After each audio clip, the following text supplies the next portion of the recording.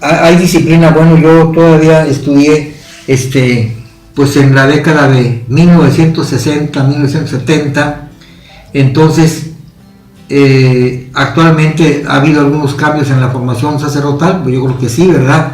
Pero en gran parte los principios son los mismos. La disciplina es necesaria para la formación del carácter de la persona. La disciplina es necesaria también para que la vida comunitaria se lleve correctamente. Bueno, pero aparte de la disciplina está la espiritualidad que debe de procurar vivir el seminarista, la misa, la oración, la comunión, la confesión, todas esas cosas son importantes porque es lo que alimenta el espíritu y el deseo de servir a Dios.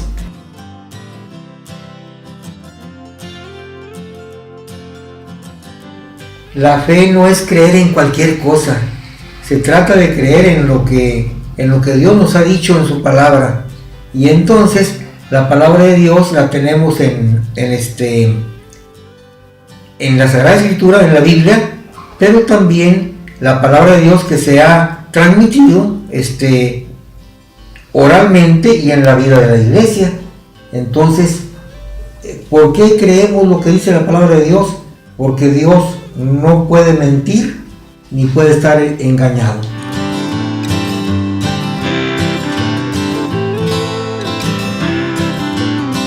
Llegan afligidos, ¿verdad? Llegan tristes, llegan llorando, ¿verdad?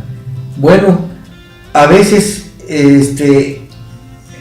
hay ocasiones en que el sacerdote no encuentra palabras para consolar, digamos así, o orientar a esas personas, pero me acuerdo de un padre que a propósito de la violencia decía que llegó una persona muy triste porque habían matado o algo así a alguien cercano, esposo o hijo, no sé, y entonces ella estuvo desahogándose, estuvo llorando, estuvo platicando su pena, y lo primero que hizo el sacerdote fue escucharla, ¿verdad? Hay que escuchar a esas personas que tienen necesidad de externar su pena, su dolor. Pero ya después de que la señora había platicado su pena, el padre le dijo: mira, tu esposo o tu hijo está en las manos de Dios. Que fue secuestrado, bueno, no sabes si vive o no, él está en las manos de Dios. Y que esas simples palabras reconfortaron mucho a la señora, ¿verdad?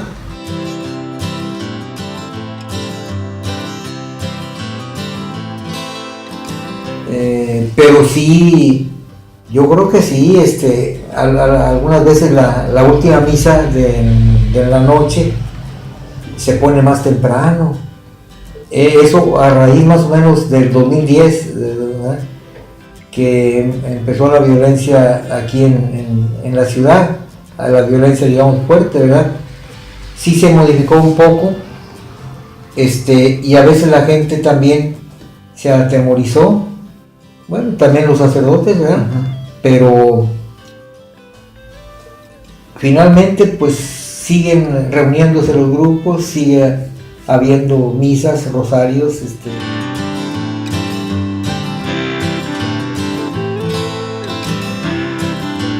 pero más si son menores de edad es muy grave, ¿verdad? El Papa ya Benedicto XVI lo dijo con mucha fuerza cuando escribió su carta a los obispos de Irlanda, recordándoles la gravedad de ese tipo de pecados que se cometen, ¿verdad? Entonces es una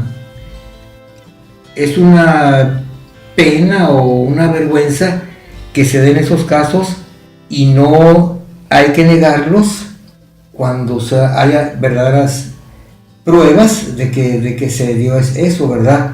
Pero también un poquito para no manchar en vano a la iglesia, decir que muchísimos sacerdotes no caen en esos pecados, ¿verdad?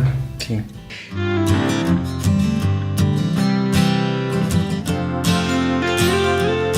Es lo que se llama la ley del celibato en la iglesia latina u occidental, ¿verdad? La iglesia ha mantenido esa norma de que los sacerdotes sean célibes, es decir, que no se casen, y si no se casan tienen que guardar castidad, porque todo soltero debe guardar castidad. Ahora, esa norma, esa ley, tiene varias cosas que la apoyan. Una de ellas pues es lo que dice la Biblia. Por ejemplo, cuando Jesucristo dice que hay eunucos que fueron hechos por los hombres y otros que lo son por el reino de Dios, es decir, que renuncian al matrimonio para servir al reino de Dios, para servir a la iglesia.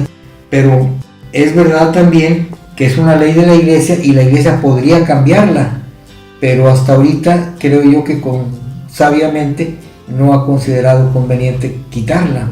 No, yo en lo personal estoy a favor de que permanezca esa norma, y hay una encíclica de Pablo VI sobre el celibato sacerdotal y pone que las razones para escoger este celibato es una razón cristológica, imitar a Cristo que fue casto; una razón eclesiológica, servir mejor a la iglesia; y una razón escatológica, dar testimonio de los bienes futuros, de los bienes eternos.